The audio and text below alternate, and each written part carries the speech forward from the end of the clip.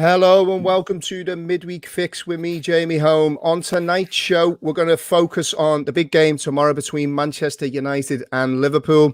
We're going to discuss some of the talking points that have come off the back of United's defeat last night to Leicester and what that means for Liverpool's fading hopes of making the top four. So joining me tonight, I have Grizz and Pete. And to give us United's perspective, we're delighted to have Adam from Adammatic TV back on with us.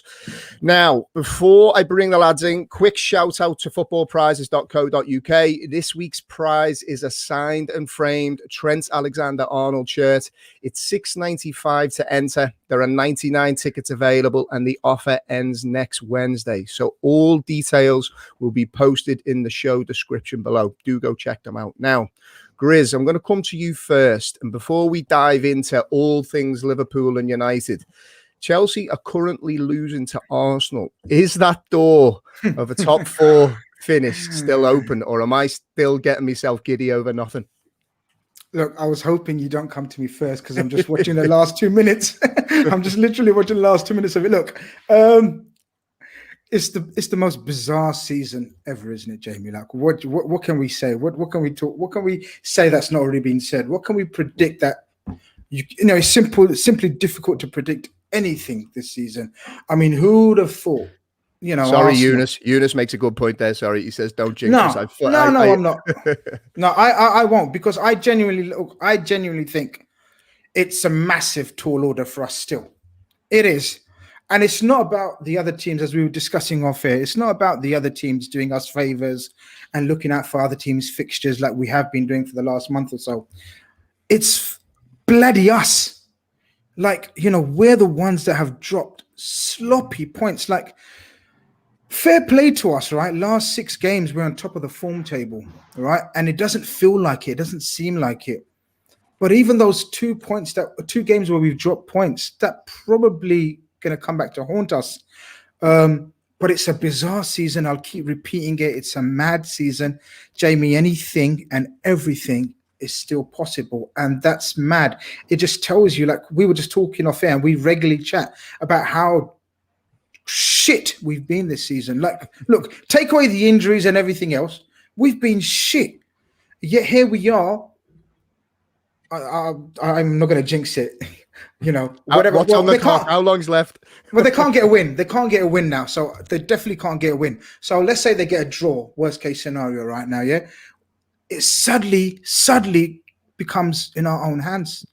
And that's mental. If you asked me this 6 weeks ago, I would have said, Jamie, stop it. You know, your head's in your clouds again. I would have sent you all the clouds emojis, and I would have told you to just, you know, and all the laughing emojis, and I would have said, stop it. But now suddenly, with 3 games to go after this, it's in our own hands. Well, 4 games for us, but 3 games for everyone else.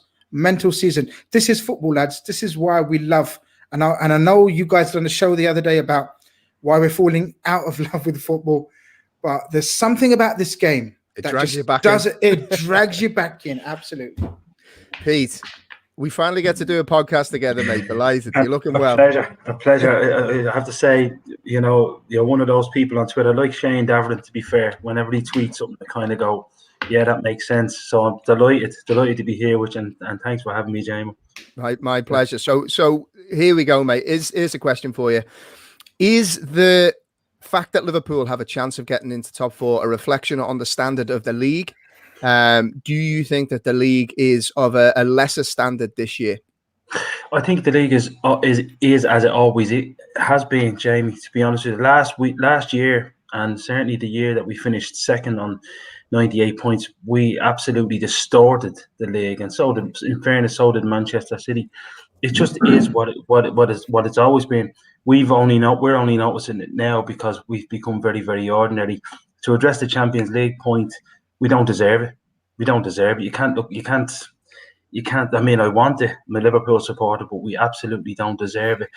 You know, we've just run out of steam. You know, all the injuries have piled up for a reason. It's very basic science. Players with broken rhythm after the break and having gone for 3, nearly 4 years, absolutely full on, full throttle. Muscle fatigue, everything is leading to big major. I mean, I think back to the Gomez injury in particular. I mean, by all accounts, he just crumbled, fell apart, which tells you everything you need to know. Muscle fatigue, just not supporting knees and lads going. So to answer your question, the league is as it's always been. We just absolutely throttled it over the last 3 years with Manchester City, and now we're ordinary again, and we're sinking back into the ordinary pack, and everything looks very ordinary to us again. Adam, you can give us a fresh perspective. Us getting ourselves all excited over results going our way. This season's been crazy, hasn't it? You can't predict anything. No, it's been off the scale. Stupidity in my. What did I think I said at one time? I said this season's pissed. That's how I looked at it. That's how it. But I mean, the Tottenham beating us 6-1, Liverpool losing 7-2 to Villa. We should have seen the warning signs right there at the start of the season that this was going to be no normal season. It's just, I'm trying to figure out how Arsenal have beaten Chelsea. I'm still trying to figure that one out right now. No Kante apparently. One He's player. Like 2 players, mate. He's like 2 players, though, that man. It just shows you, doesn't it? How key players can be missing out of a team. It's like when we lose Pogba, touch wood, we ever lose a Bruno, we probably would struggle. I mean, we've seen what we were like against Leicester the other night without key players. It's very, very average. It's the same for every team, really, apart from City, whose strength and depth is just off the scale. It's ridiculous what they've got on the bench, but it does make a difference when you lose your key players. And I think nearly every team has lost their one key player this season. You could say City, De Bruyne, you guys have lost Virgil. I'm looking at Grealish now with Villa, and they've got 3 wins in 15. It just goes to show without key players, Chelsea tonight can say it does have an effect. And at this stage of the season, when it's so easy for a game to just sway either way, because you're either down and out, knackered, you don't know what's happening, your eyes are on another prize like Chelsea are. You could say Leicester in that sense, but City, seen crazy results all over the place. And you know what? Will it be different when the fans come back next season? I think it will, in a way, because the fans coming back, I think, will add more pressure on the players. I think a lot of teams have got away with it this year and forgotten exactly how pressurized this league can be when the fans are in the stadium. And you guys, more than anyone, will know that when you're at home, it's not the same. It's really not the same without your fans. Your home record speaks for itself. You don't go from what you did the last few years to what you've done this year, which is a catastrophe in your eyes. I've never seen Liverpool lose so many games at home. But you go back to the crazy season, no fans. I think that's been the biggest thing. And you know what? It was a novelty at the back end of last season. Won it a few games, no fans. Let's just get the season won. But a full season and having to deal with a full season of no fans in stadiums, I just feel like a lot of players have took their eye off the ball, and a lot of big players have done it as well. And managers have had to earn their calm this season more than any other. And some have just lost a little bit of a grip on some of their players, and it's shown in the form. I think there's only us and City, I think, who've actually had 5 wins in a row this season at one point. I don't think anyone else has done it. I mean, you count City and you guys last year, it's a total difference. I think the big thing for me and I think you're right. I mean, you can't underplay the impact of no fans. I think the big thing for me, the telling thing, is the number of away victories. I think teams are coming to, teams are coming to away stadiums, and they're playing with freedom. They're able to express themselves. They're able to go and imprint their game on the other team without fear of failure. They're playing without, there's no risk reward. They just play free like it's a training game. And I think that's definitely caused some interesting results. Adam, I'm going to stay with you because one thing that I want to start on, and it's something that's kind of bubbled up a little bit tonight, certainly on Twitter, is the news that potentially there might be another protest being planned for tomorrow's game.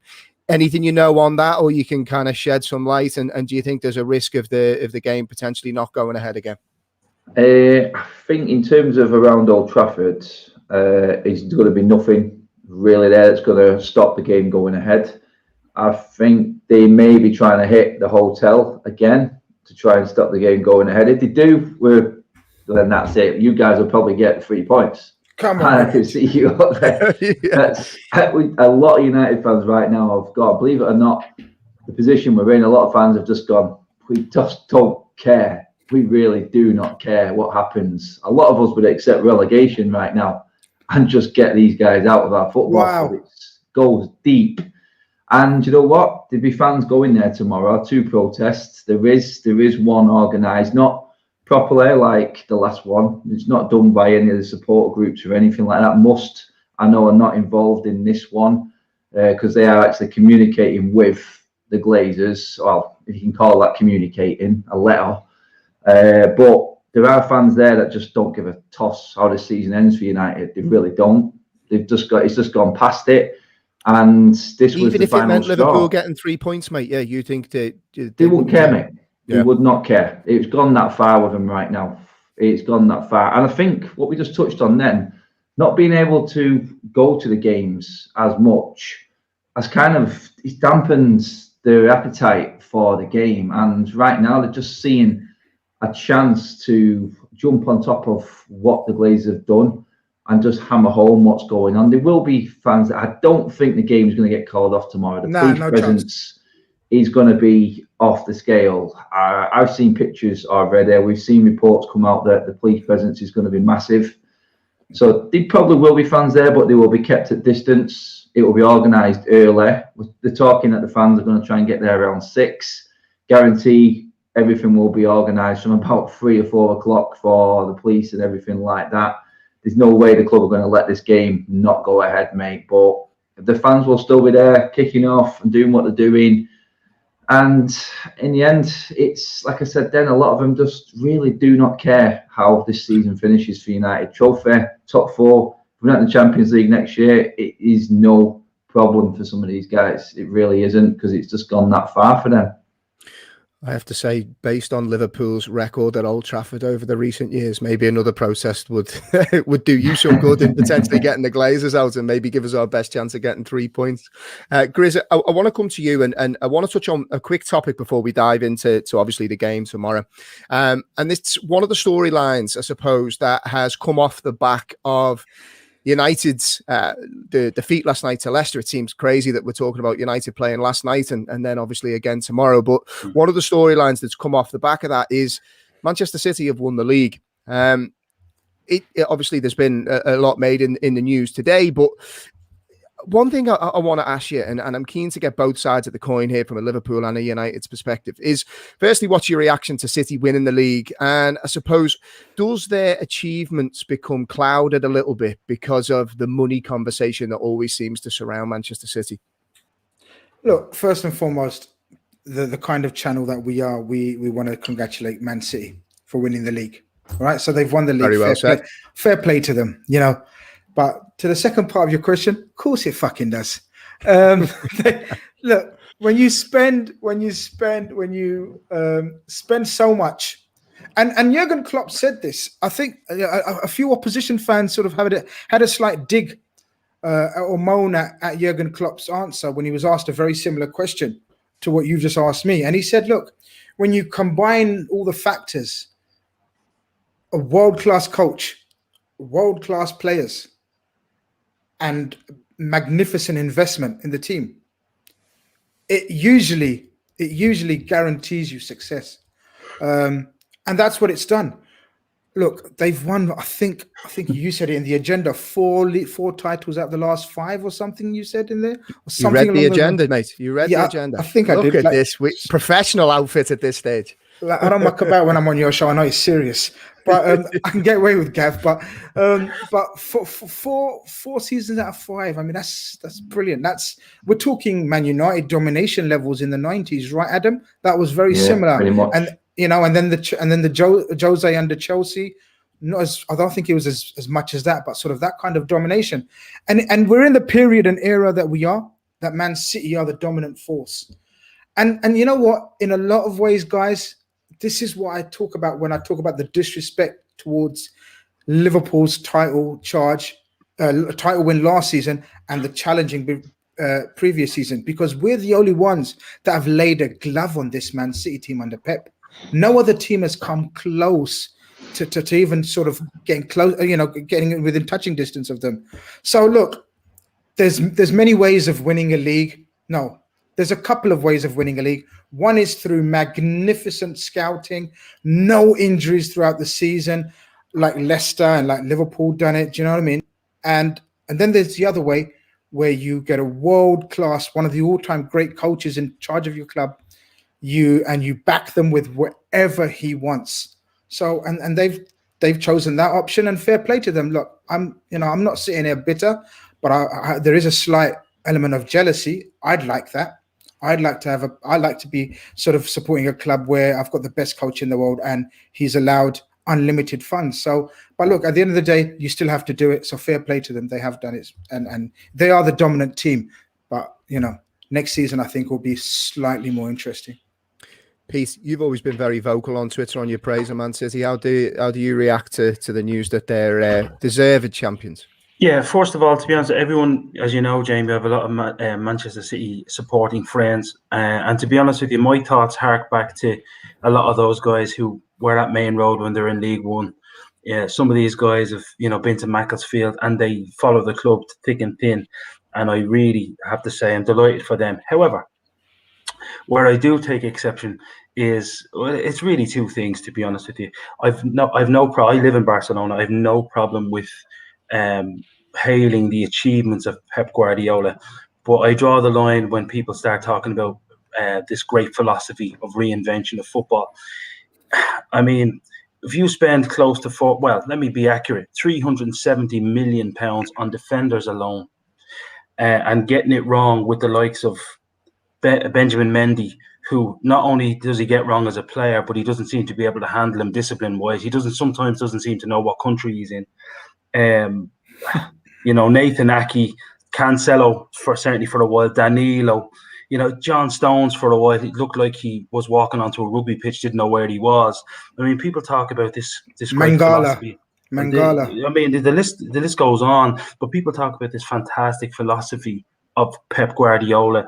And I'll be honest with you, you can imprint any philosophy onto any football club in any formation if you spend £750 million doing so. For example, Jamie, you and I could go and run a club like, any club, and spend that kind of money. And I would expect, and we can then talk about philosophy. I think it's a bit disingenuous. If you want to talk about philosophy, particularly the philosophy that Pep Guardiola was raised in, you must remember this guy was a ball boy when Johan Cruyff was at the club. So he understands the philosophy of total football. For me, if you really want to prove yourself, I mean, you look at the clubs he's been at. He's obviously been at Barcelona B, where he cut his teeth as a coach. He was a magnificent player himself. Don't get me wrong. So he's earned the right to be at the top level. But if you want to imprint your philosophy, go and look for the Ajax job. Go to a place that fits your philosophy and show us all how good a coach you really, really are. I think this philosophy nonsense, I mean, don't get me wrong, they talk at length about Phil Foden, but that's one young player. I mean, I wrote down a list of players that Pep Guardiola has bought since he walked in 4 years ago, and my hand got sore, to be quite honest with you. And there's far more misses than hits. As I said, fair play to them. It's fantastic. But let's not go too far with the great reinvention of philosophy of football. You look at Jurgen Klopp, for example, starting a club like Mainz, where he was a player. You take a club like Mainz, which is a regional team, and you bring them to the Bundesliga and you keep them there.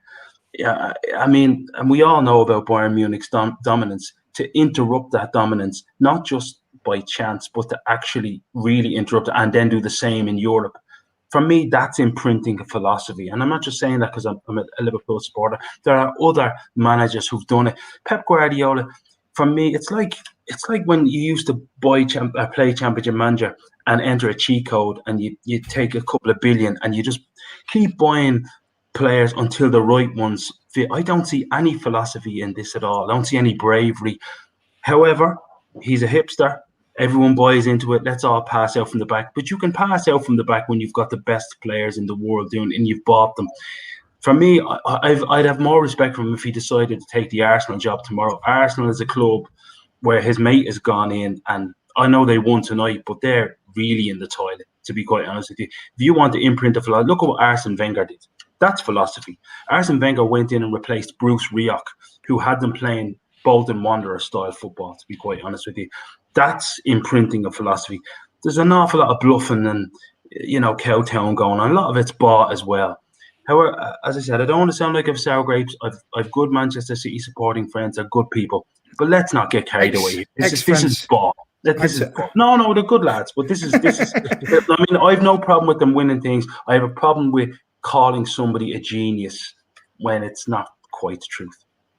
LFC Aaron, thanks for the super chat. Makes a good point. He says if it wasn't for Liverpool, Manchester City would have ran away with the league in the last 4 seasons. I think that's a fair point, and probably one of the reasons why you've seen such a big drop off. I don't think it's sustainable for a team to keep or go toe to toe with them for so long without that squad depth, which Liverpool have come up short on. Hang on, Jamie. Jeremiah B. I know you haven't highlighted. It says in the chat Pep had the greatest players and greatest team in Barcelona's history. Let me tell you, it wasn't Pep that gave Leo Messi his debut. It was Frank Rijkaard. Frank Rijkaard's team was, to be honest with you, the beginning of that. And then Frank Rijkaard was moved off to the left. So I take exception to that as well. There's an awful lot. Pep is one of those lads, and fair play to him, just in the right place at the right time, learning from the right people. But I'm sorry, Frank Rijkaard was there first. Sorry, guys, but that's the truth. I'm going to come to you, Adam, because I'm going to ask you a bit of an awkward one now, and then we'll move on to Liverpool, Manchester United. A lot of the time when you kind of throw the money question at City fans, the response that they get back is, well, Manchester United have spent over $1 billion. That seems to be their default response. Is that unfair that that's the card that they seem to pull when people question how they have bought their players? Hey, you guys know. Manchester United generate their own money. That's why we were bought by businessmen and not a toy boy. That's basically what it is. The guys who came in and bought Manchester City were there to try and take Manchester United down. They want to be the best at everything. United was seen as the biggest prize. Why they came straight in and sat right next to Manchester United by buying Manchester City. They wanted to topple Man United. They want the best of everything. Manchester United paid their way. Yeah, we're in all sorts of trouble financially right now, but that is another story. We all know about that. But even now, we're in a worse situation and we're still having to buy players for the money that this club has earned. Because let's not forget, the Glazers put nothing into Manchester United. We pay our way completely. We pay stupid wages. Another story again. But when they say that we bought the league, they say they're just doing exactly what United did. We know it's complete false, because everything that United spend is what's generated through the club. City have gone around it. They found loopholes. We all know what they did with the stadium, naming rights, just to get money. They've done it cleverly. And I'm not taking anything away, because the area around where that new training complex is at City now was abysmal. It was horrible. And they've used local trade lads, local products, they've not imported anything. They give a lot of jobs and they've tidied the area up, and they do a lot for the community. My work is not a million miles away from where they are. I'm not going to take that away from them. They have done a lot. I'm not going to lie, they've done an awful lot. But in terms of the club and what they spent, it's what, and the stat says it all, it's like what the Glazers have took out of United, Sheikh Mansour has put in to Manchester City. So you could say there's a $2.5 billion swing in terms of what the owners have done, because the Glazers have taken $1.2 billion out of Manchester United, and Sheikh Mansour has put about that amount in to Manchester City. That's the difference. And you know what? The guy wants to come in and spend his money and completely change a football club. That's for him to do. We're all unlucky that they've chose Manchester City. Well, we're unlucky as United fans that they chose Manchester City, but no, it isn't their money. The money that they've got now, they are generating their own money now. Yes, I understand that, but it wouldn't have happened without that massive investment. And we all seen how many players they bought in. They bought a new squad pretty much straight away. They did very similar to what Abramovich did at City, Abramovich did at Chelsea. And it's like you're saying then, there's been so many misses. They've just basically bought and bought and bought and bought until they've got it right. And the only reason Pep Guardiola came into Manchester City is because he knew he would get everything he wanted. Otherwise, his philosophy would not have worked. It would not have worked. He had his full team. It's not a philosophy. It's directors of football. That's not philosophy. He said he needs I mean, all the best tradesmen, all the best sportsmen, everyone who's at the top of their game has the best tools. Pep Guardiola is no different. He needs the tools. Everyone does. And when you've got that many good players in your team, it's easy to put your philosophy down. If you put a Mourinho and a Pep Guardiola, say a Southampton and an Everton, mid-table Premier League teams, Mourinho would come out on top, guarantee it, because he would find a way of winning games, where Pep Guardiola needs everything at his disposal to play his style of football, in my opinion. That's the difference. I think their money pretty much has got them where they are now. It's the way it is. With nothing we can do about it. They're playing great football. We're not taking that away. But when they try to throw the history side of it at you, then you just have to laugh it off. That's all you can do. So look, Jamie, just to sort of slightly balance it out, actually, with my weight, I'll actually go above Pete and Adam. But I know they've gone a bit. Look, in my opinion, I think they've slightly gone a bit too harsh on Pep. I think because Pep admits it. Pep has admitted it. He comes out and he says it. Look, I need money to buy good players, but for that, I will guarantee you success and guarantee you entertainment at the same time, or playing the beautiful game. So look, he's not the only one who's had unlimited funds in the past. Many great coaches have had money to spend. Jose Mourinho, I read somewhere, has the most money to spend sort of in his career as a single coach. Yet the football that Jose Mourinho's teams play compared to Pep's, yeah. So he's not the only coach in history that's had millions and millions to spend. So you have to credit him, and he does prophesize a way of playing that not only is successful, but to me, it's the best brand of football that I've seen. For example, that 100-point season for City was for me one of the best seasons in terms of quality from a single team that I've ever seen. And I'm saying that as a Liverpool fan. So look, I totally accept and I agree with the majority of your points. I just think, from my point, there should be a slight bit more respect on Pep Guardiola. Oh, you're right, Grizz. You're right. I mean, Pep was a player at Barcelona. And Barcelona is very much a club alongside Real Madrid that is used to having exposure to the availability of the best players in the league. So if that's your philosophy, if you buy me the best players that are available, I will deliver you the best football. I just don't see the genius that requires, to be quite honest with you. Whereas I look at someone like Marcelo Bielsa, who, for all intents and purposes, has taken a punt on 8 or 9 journeymen, to be honest with you, and a couple of promising, tough, young, fit lads, and told them, you will run your arse off, regardless of what. I mean, there was a couple of quotes there about one of the lads not even knowing why he was doing so much running. That's a philosophy. That's a philosophy that I can kind of say it's not related to the most expensive. It's related to, I will get these guys into a shape where nobody will outrun them. You seen what they did at the weekend to Tottenham Hotspur. Tottenham Hotspur decided that they wanted to play Gareth Bale, Son, Dele Alli, and Harry Kane in the same side. And Bielsa rubbed his hands together and just went, yeah, you want to empty out your midfield? I will destroy you, because my philosophy is outrunning all your midfield, and Højbjerg was completely swamped. That's a philosophy. Pep's philosophy, and you're right, is buy me the best and I'll give you the best. It's hardly Nietzsche. LFC Aaron makes a point. He's sending in another super chat. You need to keep your money to yourself, mate. You're going to be skint by the end of this show. He's sending loads in. As much as I like dislike Mourinho, I respect him because he's done it with and without money. Pep hasn't done it at Dortmund or Porto, which is, I think, is a fair point to make. Now, and he won't. Aaron is right. He won't take that risk. Pep will look maybe to a Paris if he leaves someone that will guarantee him the resource if he doesn't decide to take the Spain job. He will want the guarantees. But Aaron's right. So I'm going to come to you, Grizz, right? Because we're half an hour in and we haven't even spoke about the game tomorrow. So we should probably do that, I would say. So I'm going to start by one topic, actually, I'm keen to get your opinion on.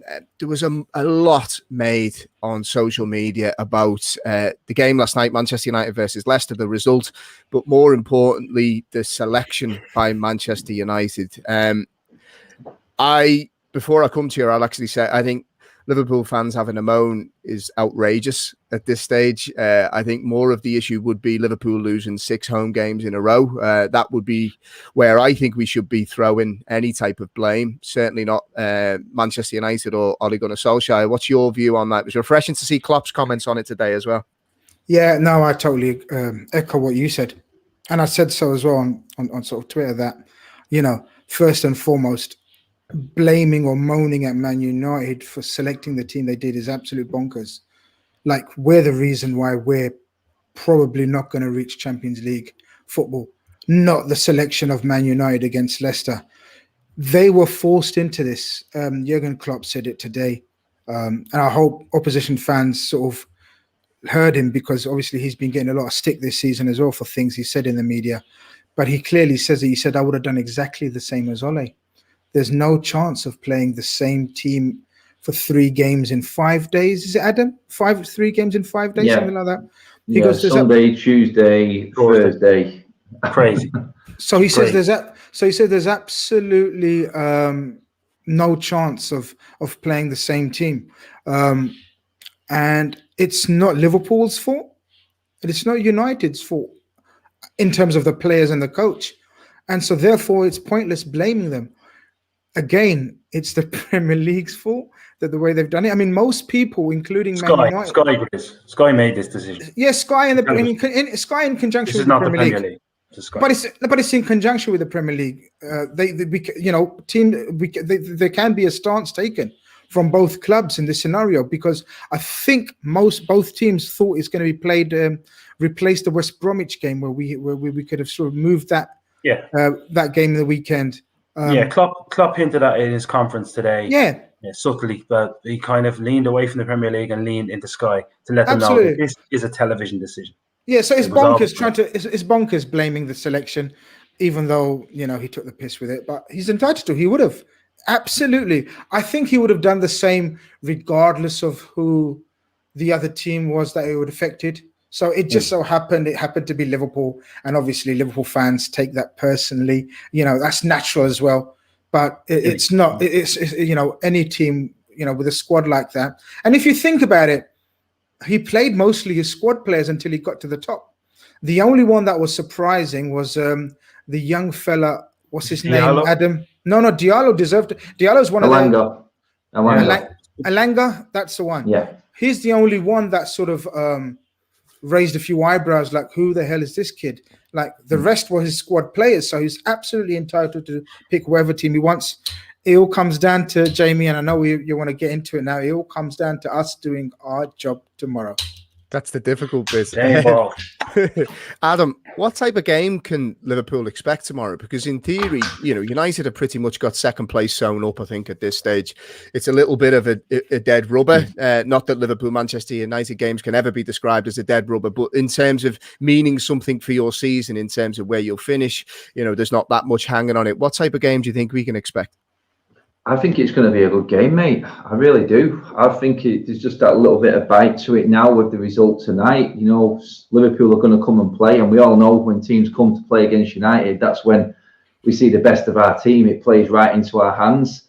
The fact that the big guns were all rested as well, and that, looking at it now, is like a normal week for us, because we will have Sunday, Thursday. It's what we've been used to the last 2 months of the season. So this plays right into our hands in a way.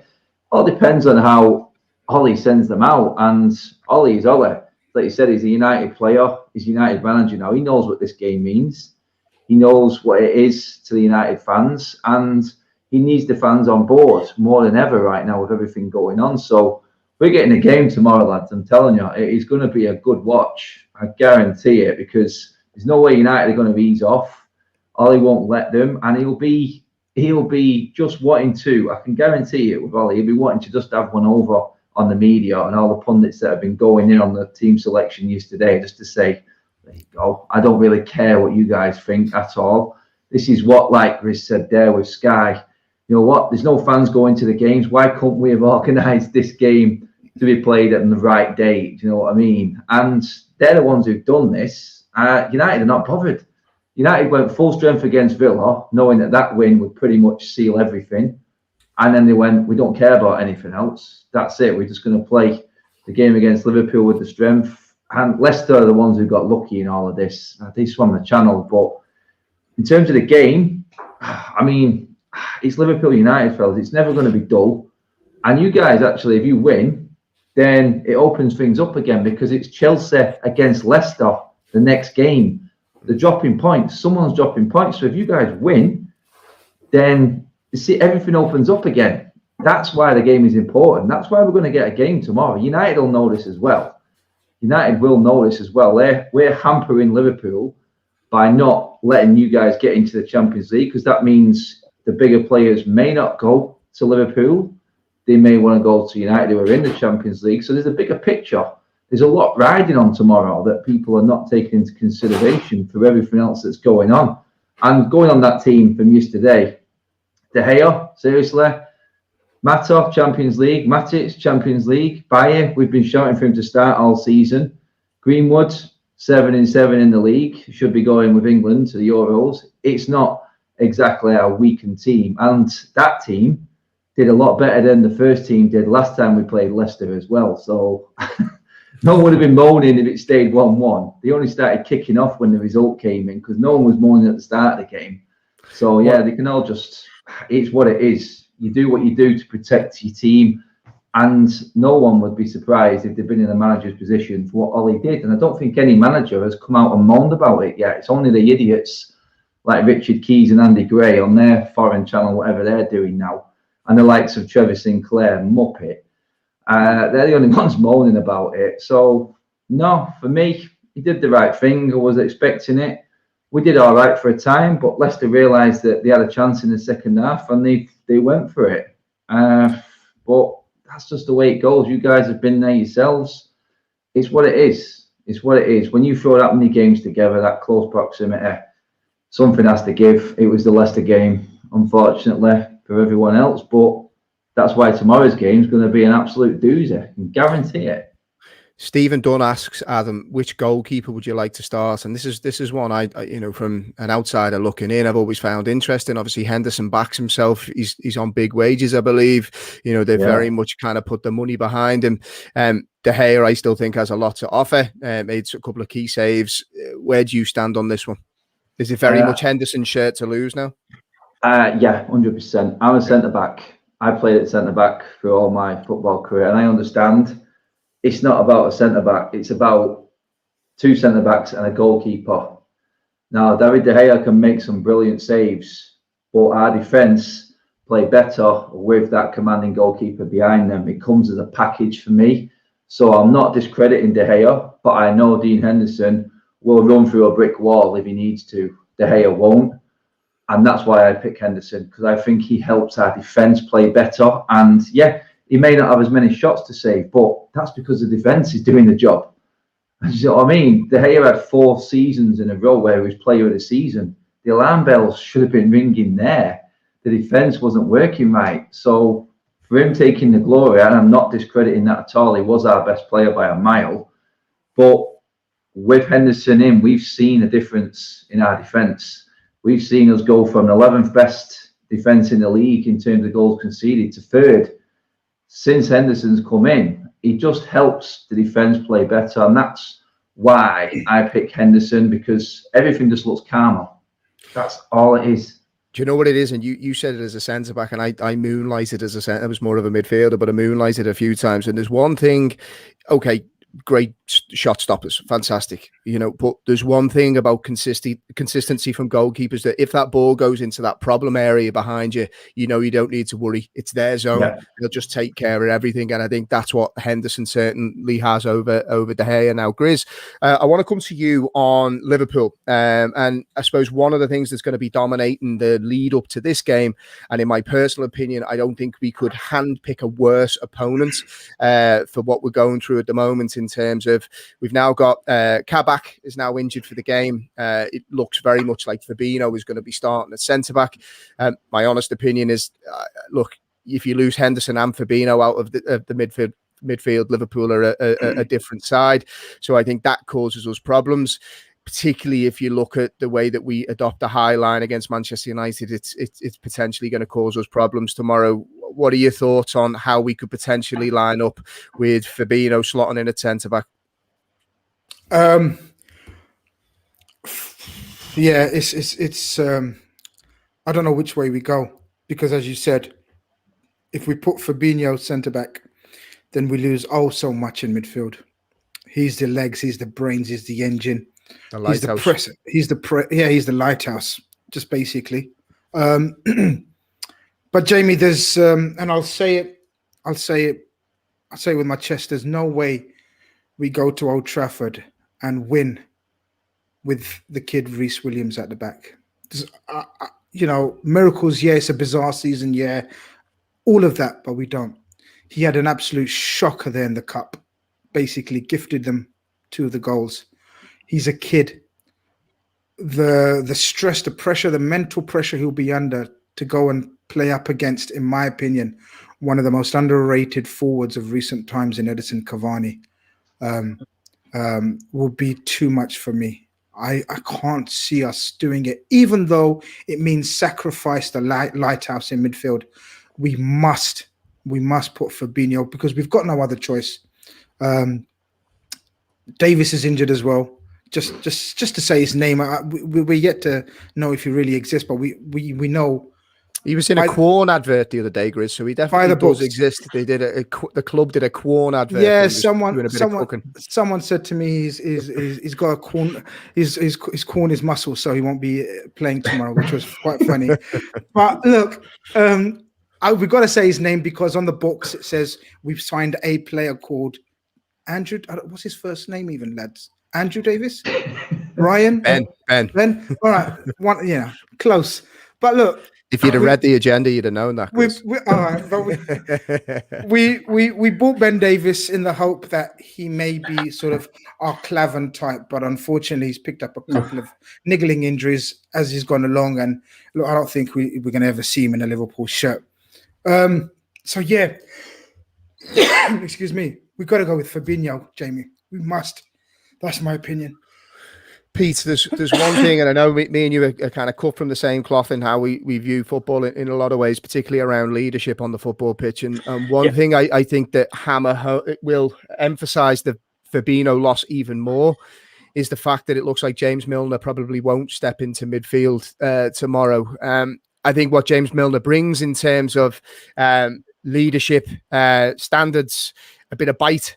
I think when we actually played at Old Trafford in the Cup, he actually came in for that game and he decided to lay a glove on Manchester United, and he had a bit of bite about him.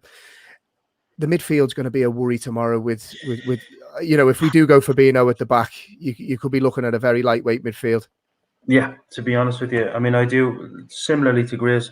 My nightmare is obviously, I mean, Solskjaer will definitely start Cavani, because he will know about all of the uncertainties we have at centre back. And you hit the nail on the head, Jamie, to be honest with you. I mean, even look at the team that started against Southampton.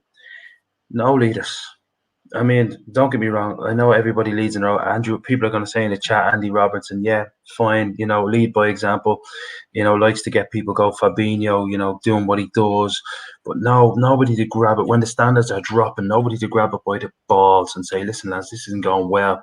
Nobody to jump in, with a strong challenge, almost unnecessarily to lay down a marker. There's just no one there. And I think about United being at home, thinking about them really being determined to get one over on us. I'm worried about. Yeah, really worried about the middle of the park. Worried about Edison Cavani showing the world why he's a world-class centre forward still, to be honest, with his movement. I'm a big fan of Nat Phillips and what he's done, but I can see him getting a chasing tomorrow night. Cavani is just far too experienced, far too tough in the air. They're going to try and target us there as well. Don't get me wrong, Phillips is great in the air, but it's not about his aerial pro. It's about the movement. Cavani's movement is just off. I tweeted about it the other day, Pete, and Adam, you'll know it as a centre back. You know, you feel like when you watch him play, you learn more about the game of football. He's so smart. It's the little half spaces that he allows himself. He basically orchestrates those around him exactly where the ball needs to be played. You know, he must be licking his lips, and you must be as well, Adam. You know, looking at potentially who Liverpool would be playing at centre back tomorrow. He could be in for a good day. Yeah, mate, he is that good. It's ridiculous, mate. He came into the season for us and he'd not played for 3 or 4 months with everything that was going on at PSG, and we didn't see the best of him. It took him a bit of time to get going, but the amount of goals the man's got with his head, you know, it reminds me so much of Mark Hughes style player. You know what? Not lightning pace, but you used to know where Mark Hughes was going to be, and the balls always used to go to him because they had that symmetry. And you can see players like Greenwood learning off him, because until Cavani comes on in some games, we just haven't got that man there who needs to be there. He's more like Sheringham, Adam. He's more like Sheringham. I mean, I look at the Sky commentators and who was commentating on the game. They were almost writing him off when he was playing in a game. I can't remember who it was against. They were saying, "Geez, he's standing there doing nothing," and then all of a sudden, bang, bang, could have been against Villa. Just came to life. I wasn't, Adam. Do you know what it is? Adam? Sorry, Pete. No, you're all right, man. Adam, what I was going to say is I was more jealous and jealous about how much he's going to teach Greenwood and Rashford than how much damage he's going to do actually himself, because he's in his latter days of his career. He's in his final. He's younger than Jamie Vardy. Yeah, but in this league, it does catch up with you. You know, it does catch up with you fast. And don't get me wrong, as I said, he's one of the most underrated strikers of recent times. He has elite movement, and I said it. If they play him instead of Martial, they will easily challenge. Luckily, you guys carried on with Martial for quite a bit, as you said. And I was Norman said it there. Grizz, Norman said it in it. Do you remember the Southampton game where United were 2-0 down? Yeah. And Cavani was running around with his hands in his pockets. It looked like that fella was just sussing things out. He knew he was about 60% fit, and like a snake, just bang. But the rub-off he's going to have on Greenwood and Rashford is gonna work so much wonders for the future of your strikers. The other game that he did it in as well, guys, was against your boys Everton in the League Cup. He was nothing. He was the one player who wasn't shining, and then out of nothing on the edge of the box, game 1 done. That's what your striker. That's how I rate a striker. You can do what you can in your movement and everything like that, but you've got to be able to back it up when we need it. And when no one else is providing, you know he's just going to do it. He did it against Spurs.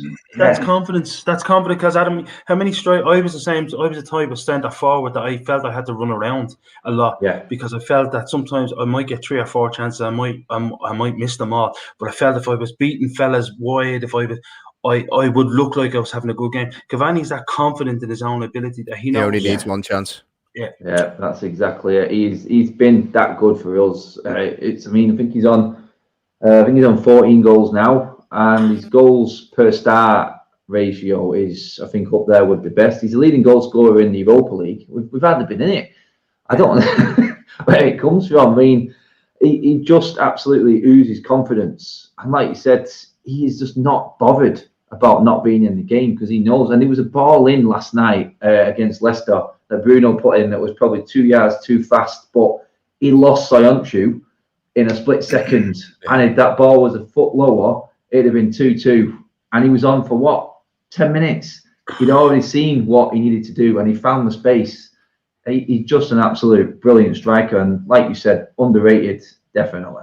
A midfielder and a winger's absolute dream. Grizz, I want to come to you on, I suppose, potential starting lineups for tomorrow, because one thing I was thinking about today, I was like, right, okay, if Milner is going to be out, how can we potentially set up the midfield? And like, it's kind of a survival of the fittest type thing at the moment. Do we go 4-2-3-1 and just unleash the four lads up front and play Ginny and Thiago sitting and just say, look, we need to win the game, let's go hell for leather? Or like Adam said before, the fact that we're going to be playing a high line, the fact that you've got pacey runners up top, is that going to play into United's hands? How would you look to start the game? So look, you're right. First and foremost, you've got to have a body count and see, right, who's ready, who's fit, who's the fittest. I think Milner's out. So that leaves Keita's out. So that leaves the options in midfield to be Ox, Jones, Fabinho, Thiago, and Ginny. If we're assuming, and I think we're all in an agreement that he's going to put Fabinho back, he's surely not going to put Reece Williams into the firing line. And again, I'm pretty certain he won't. If he does, guys, I'll be shocked and amazed. And I can't see us winning. I can't stress that enough, honestly. But so we're assuming Fabinho goes in the back. Me personally, Jamie, I don't think Curtis Jones is in the form or has been playing enough to be thrust back into the team in a game of this magnitude. If he had a bit of rhythm behind him, then you could say the only appearance he's had was a couple of minutes at the end of the Newcastle game where he didn't look great, and that was on the back of him being out for a few games. Milner would have been the obvious choice. Ox, again, it would be one of those Naby Keita in Leipzig, Naby Keita in Real Madrid moments where he just pulls out Ox from the blue and puts him into a game of this stature. So I can't see him doing that either. Which leads me to believe, and which I would do, is go with the double pivot of Ginny and Thiago. Play a deeper line. Play the Man United way. Play Man United at their own game. That was my next question. No, we got it, Jamie. But Jamie, look, we've seen this Man United team, and Adam, I know, will agree because Adam's a football man. Man United haven't been the Ferguson Man United gung ho, two wingers, man for man at the back, all out attack. They've been touch on that. What Grizz just said there. Pep Guardiola had a horrible record against us last season. So what did he do? This is the Pep Guardiola, the play one way. He swallowed his pride and he sat deep. And we could not lay a glove on him. At both times at Old Trafford, we couldn't score. I think we had 2 shots on target in 2 games. He just sat deep and waited for United to make a mistake. But this is exactly goes back to my point about let's put some respect on Pep's name because he doesn't know when to change it and how to change it. But Ole has got a great record against the so-called big teams, attacking teams, because of the way he plays. Now, I want Klopp to adopt a different strategy. Now, I know, Jamie, we've done shows where we've discussed Jurgen Klopp has been very stubborn in the way he's refused to change the style. Well, look at Pep. Look at Ole. They've changed their styles, adapted accordingly. Tomorrow is a game one-off. It won't affect Klopp's philosophy of playing for the rest of his Liverpool career or his managerial career. Tomorrow or the last 3-4 games are one-offs. So we've got to stop thinking about long-term strategy and this is how we're going to play, this is how we want to play, or this is how we want the players to be developed into. No, we got to play tomorrow's game for the sake of tomorrow's game and treat it like a cup final. Yeah, it's become cup football. Yeah, Jamie, we know Jurgen Klopp likes to play a high line. We know he emphasizes on pressing. We know he likes to play his team, sort of man to man at the back, regardless of what the personnel is. Tomorrow we got to play like Man United. I hate saying that. I genuinely hate saying that. We got to play with Man United's strategy of sit back, 2 dogs of war in midfield, even though they're not, but Ginny can. And Thiago, just look, stop making Thiago cover fullbacks. Just put them in. No, honestly, Jamie, it's honestly. Don't get me started on that. And then exactly, and then let our 4, because let's not forget they're going to be without Harry Maguire. Now he may be the butt of jokes on social media, but he's an organizer for Man United. He's vital for Man United. It's the consistency piece as well, though. As you said, yeah, he's an organizer, but he's Adam. You'll be able to tell me, like, he's hardly missed a game. He's pretty much been missed one. Yeah, 90 minutes of every single Premier League. He's already got over 100 games for Man United. He's only been here last season. Yeah. This is how much he plays. This is his first time he's missed or not completed 90 minutes since he's been at Manchester United. Do you think some of the criticism of him has been unfair? Yeah, it has. Like I said, he has made mistakes this season, but he's grew into it and he is becoming more consistent. He has been playing better recently, but it's his organisation and his presence in there. And he's one of them players you don't know what he does or how much you're going to miss him until he's out. And we're about to find out. So we're praying that he can be back for the final, because that little miss is just, I mean, you guys know straight away with Virgil, and he's not on the same level as Virgil. I'm not getting carried away with it, but he was the one who dictated things from the back. It's no wonder that everything, a chart came up on the Villa game at weekend for us, and it's Maguire like aerial duels, passes, balls, everything won first. That's because he's the commanding defender at the back. He demands the ball off the keeper.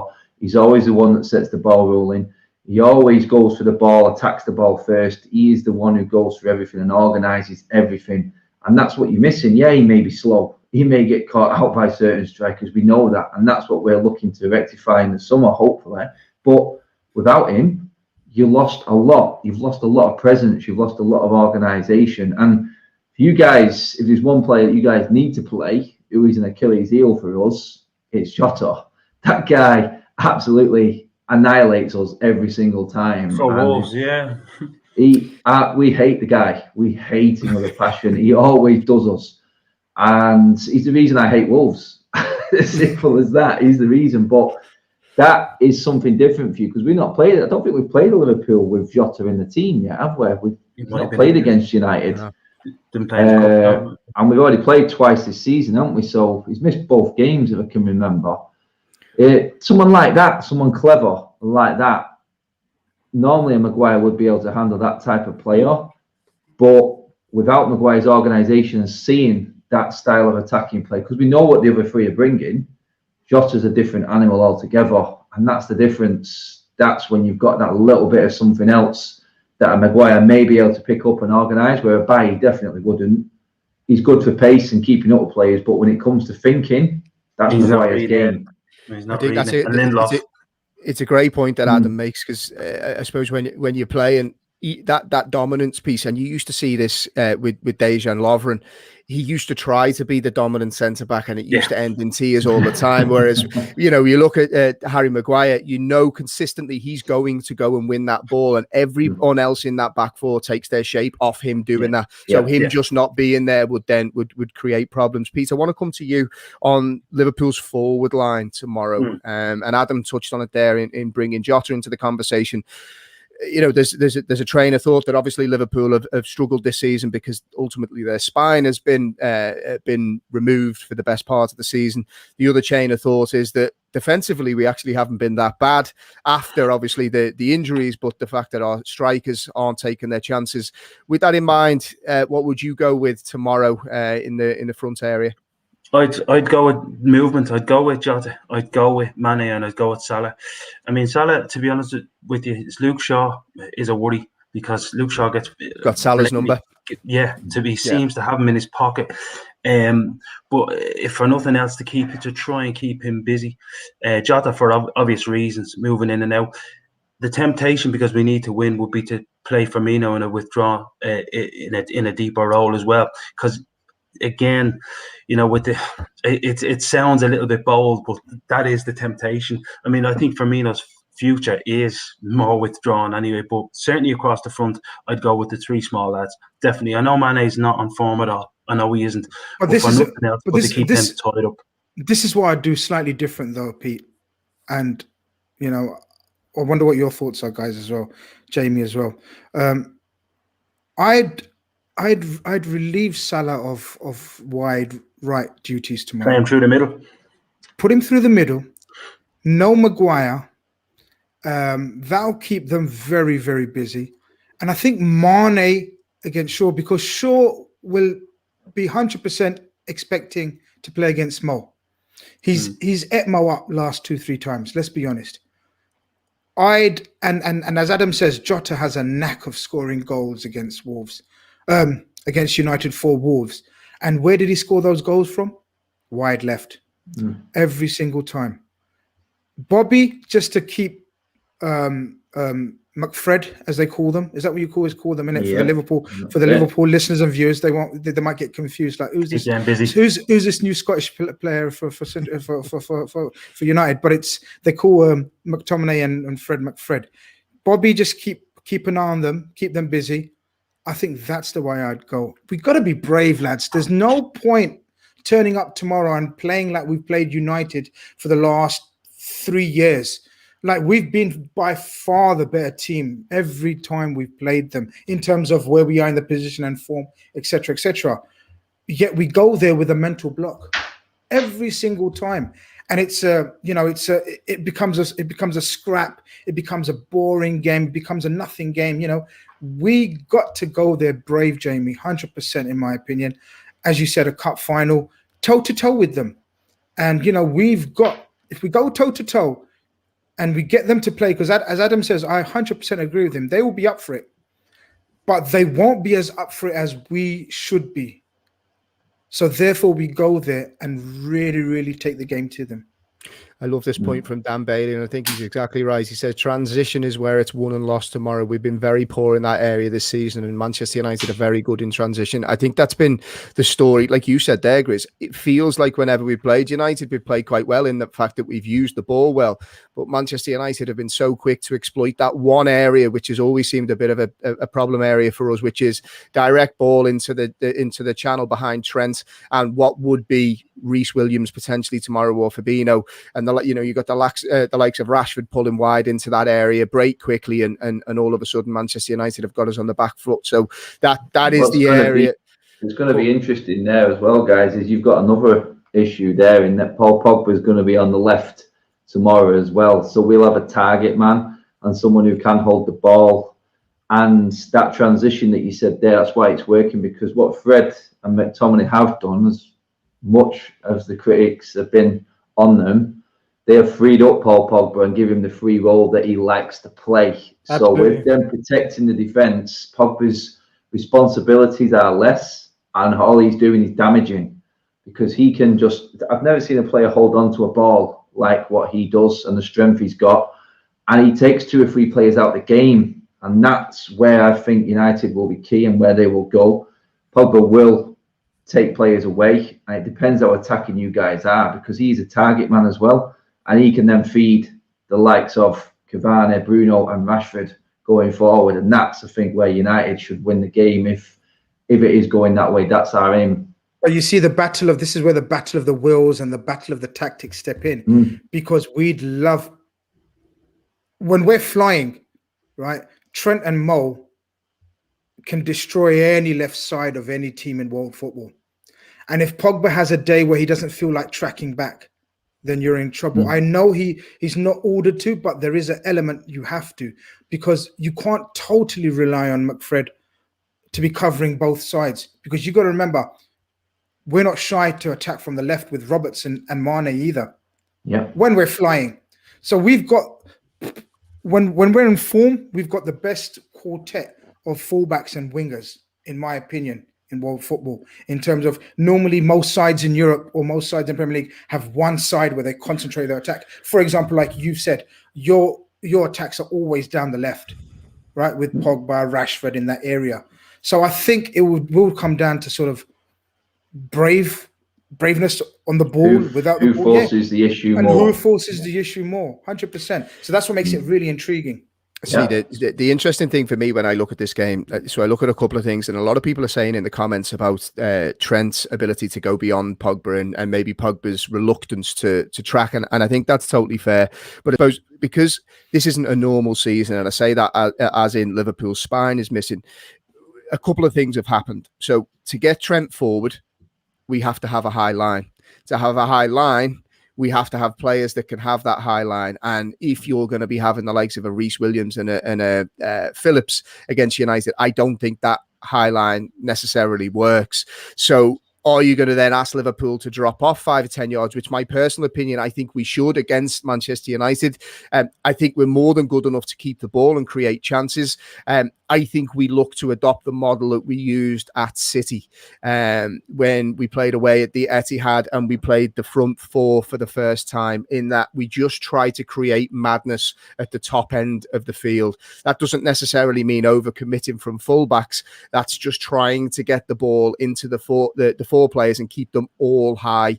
As you said, Maguire's the leader. He's not going to be there. Let's try and look to run in behind and try and stretch United, but just don't take too many risks at the back. I think with the personnel that we've got missing, I just think Liverpool need to take their medicine and just drop that extra 5 yards and try not to give away silly goals. I think Peters has gone out for a beer in Barcelona there by the looks of it. So I'm not sure we're going to be able to get predictions from him. But I want to, before we come to go around the room for predictions, one thing that I wanted to mention to you, Grizz, is the news today that Virgil van Dijk will not be going to the Euros. Just wanted to get your reaction on that before we wrap up, because I don't know if you're like me. I was surprised by the news. I was expecting a bit more of a tug of war between club and country. No, I wasn't surprised. I was, but I'm happy nevertheless. Very happy. It's so vital from a Liverpool point of view and a selfish point of view that Virgil van Dijk is not rushed back. And obviously he won't be rushed back, but if he was sort of taken to the Euros, he would have been under so much pressure to sort of play and commit himself, because he's the captain as well. And I think the fact that they've done it so early, Jamie, that they've decided nice and early, like as you said, you expected it to sort of, carry on like sort of closer to the time. The fact that they've done it nice and early, I think relieves him of the pressure, and now he can totally focus on getting himself fit. Because Jurgen Klopp mentioned today that, he may not. There's a risk he may not even be ready for pre-season yet. So he goes, there's a 50-50 chance. So if that's the case, there's absolutely no chance he was in any condition to go out to Euros and be expected to play every 3 days in a tournament of that magnitude. So look, it made sense for all parties. It's absolutely disappointing for the player himself. He hasn't been to a major tournament as captain for his Dutch national team, so it would have been an absolute honor for him. We get that, but look, he's got the World Cup to look forward to, and as long as he's fit and able to go to that, there's something for him to look forward to. Yeah, I think with the severity of the injury, look, Virgil van Dijk has still got a lot of football ahead of him, to try and rush him through. I think Klopp makes the point, and he makes it perfectly. You need to be playing competitive games, and Virgil is nowhere near that. And I think, I'm as guilty as this as anyone. I see a Virgil video go up on Twitter, and it's like, all my Christmases have come at once. The love I have for that fella at this stage, I think I love him more than my own kids. But I think when we see him twisting and turning on the training field, that's when I'll start getting excited. He's starting to move a little bit more freely. But look, let's wrap him in cotton wool. He really is the main man. I think he redefines the way that the centre-back position is played. And Adam, you mentioned before about transitions. Virgil van Dijk as a centre-back, and I think it was Mikel Arteta, I've touched on this a few times on podcasts, made a great point about Virgil van Dijk, particularly when you're comparing the likes of the impact Diaz has had now versus a Van Dijk. Both fantastic defenders, but the one thing that Virgil van Dijk has is he can turn defence into attack with a 60-yard ball into somebody's feet, and to have that back in our team will be worth its weight. Stability is the key word there. It gives confidence to the rest of the team to go and play their game when you're solid behind. You can't go full throttle when you've got one eye on what's happening behind you. It affects the game and the play. And this is what I was saying at the start of the show. When the big players are missing, every team is going to struggle. There's no way you can perform to the same level without the best players. It's simple as that. Absolutely. Now, I'm going to, Pete, you're back with us, mate. I'm going to go round the room and get some predictions before we wrap up. Grizz, I'll come to you first. What's your prediction for tomorrow? I think we draw 1-1. I think it'll be a very even game. I just don't think we've got the stability. Sorry to use that word again. I just don't think we've got the stability to sort of concentrate just on solely attack. We've got to have one eye on a weak defense, and so therefore, my prediction for tomorrow, unfortunately, is 1-1. 1-1. Pete? I think we sneak it 2-1 there, with them winning it for about 70 minutes, a penalty from Bruno, and I think we'll have no choice but to go for it, and somehow we'll turn it around to 2-1. Good man, bit of optimism. Here you go, Adam. Take the stage, mate. Yeah, Bruno's getting the penalty tomorrow just to wind the world up. I'm going to go 3-1 United. I agree it's going to be tight, but I just feel we're going to get that breakaway when Liverpool push at the end. We won't keep a clean sheet, pretty certain of that. But I just feel like Cavani, Greenwood to come on off the bench, Bruno on form, Pogba on form. I think we will get goals because Liverpool have to come and play. That's why I'm going with that simply.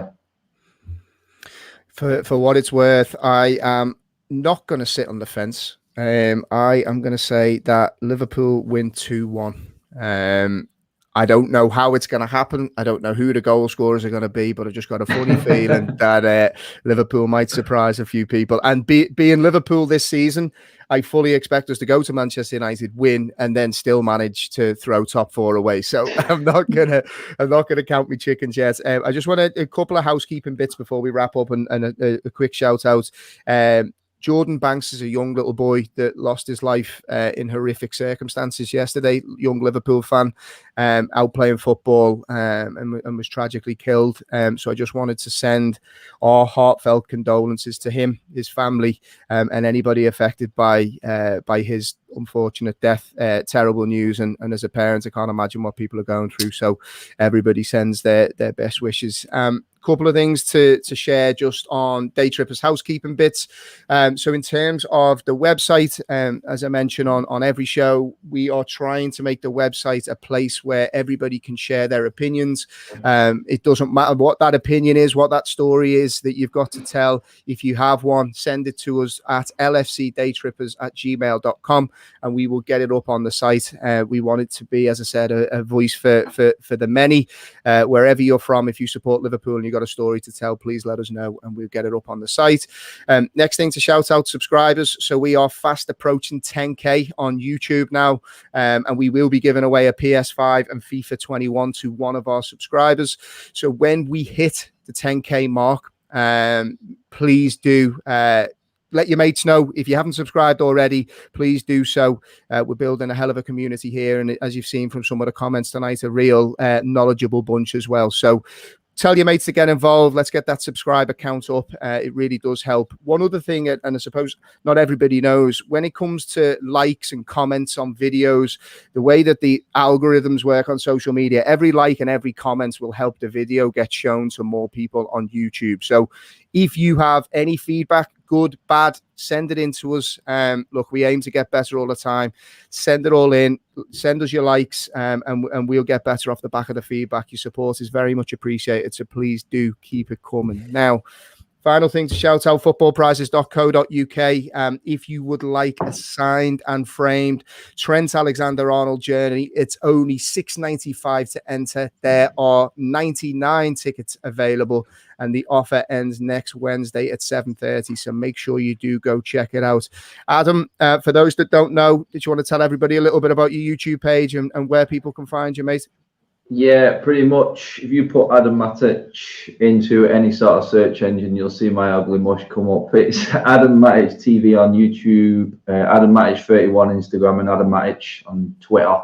Just you'll catch me there, guys, wearing the all green and gold. That's what it's all about. Good man.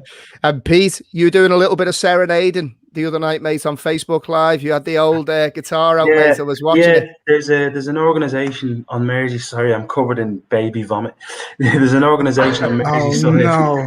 Yeah, there's an organisation on in Merseyside called the Inclusive Hub, So, I don't know if any of you know Blue Nose Bob on Twitter, the bunch of Everton fans that run it, but it's basically providing sporting facilities and training facilities for people with disabilities, both mental and physical. So just went on to do a bit and give them a shout out, to be honest with you. And it is a cause. Not everybody does it all over the country, but they're doing it so well. So I'm hoping, for them that things will grow. You can, they don't ask for handouts. What they do is they sell T-shirts to keep it going, because obviously funding is a challenge with the NHS. So anybody, gets a chance to have a look at the Inclusive Hub. I know they're Everton supporters, but they're good people. So please have a look at what they're doing. Good man, Pete. Grizz, any final thoughts before we let you go? Yeah, just wanted to wish everyone celebrating Eid tomorrow a very Eid Mubarak, which translates to Happy Eid. In case you think, what does that second word mean? But yeah, anyone celebrating, have a great time tomorrow. But also sort of put in a prayer. If you believe in a God, and if you don't, have positive thoughts that sort of all the people that are sort of going through so much distress in the Middle East, in Palestine there, put in a prayer for them as well, and hopefully someday we can sort of have a peace and unity around the world. But all we can do is pray and hope, if we can't do anything about it physically. So I just want to put that out there as well. Good man, Grizz. Great way to finish. Right. With that, thank you to Grizz, Pete and Adam for your time. It's been an absolute pleasure. Big thank you to everybody watching and getting involved in the chat. You're all very sound, and we really do appreciate it. You make every show that we are involved in. So with that, I hope you've all enjoyed the show. Make sure you look after yourselves, stay safe, and we will be back with you next Wednesday on the Midweek Fix. All the best.